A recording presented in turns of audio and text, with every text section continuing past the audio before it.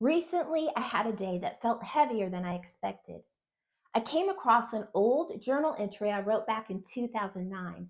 I hadn't looked at it in years, and honestly, I didn't think much would come from reading it.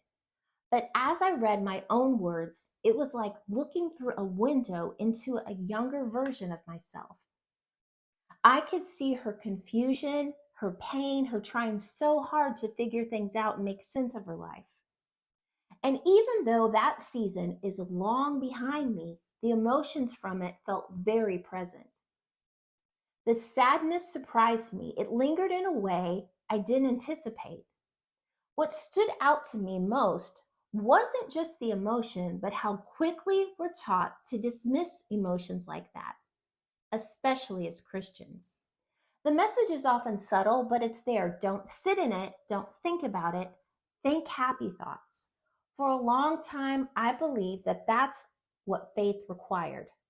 I grew up learning that hard emotions were something you pushed down, prayed away, or replaced with positivity and scripture.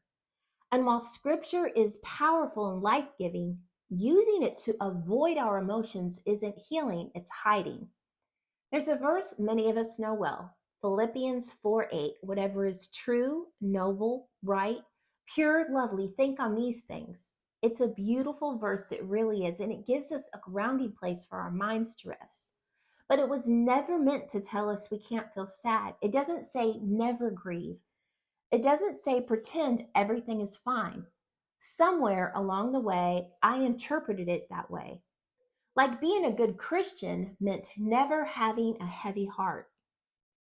But I've learned that processing hard emotions isn't a lack of faith, it's often how healing actually begins. When we allow ourselves to sit with sadness, grief, and loneliness or confusion without rushing past it, we're being honest about where we really are. And God can only meet us where we are, not where we pretend to be. Pretending we're happy all the time isn't faith, it's performance. And God never asks us for that. Sadness isn't a sin. Anger isn't automatically wrong. Scripture tells us to mourn with those who mourn and to weep with those who weep. It even says, be angry and do not sin. If these emotions were inherently wrong, the Bible wouldn't have acknowledged them or make room for them. And then there's Jesus. Jesus wept. Jesus felt anguish. Jesus experienced sorrow so deep that scripture says his soul was overwhelmed. If sadness were unspiritual, Jesus wouldn't have entered into it. Philippians 4:8 doesn't tell us to shove grief into a dark corner. It reminds us not to let sorrow be the only voice we listen to. It invites us to anchor ourselves in truth while we walk through pain, not instead of it. We're allowed to walk through the valley. We just weren't meant to live there.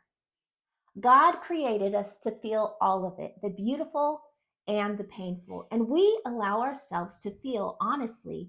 We often discover that very place we wanted to avoid is where God comes closest. If today feels heavy for you and you're not failing, you're not weak, and you're not lacking faith, you're human and you are deeply loved right in the middle of it. If you're walking through something heavy and would like prayer, you're welcome to share in the comments. You're not alone here. Real life, real conversations, real purpose.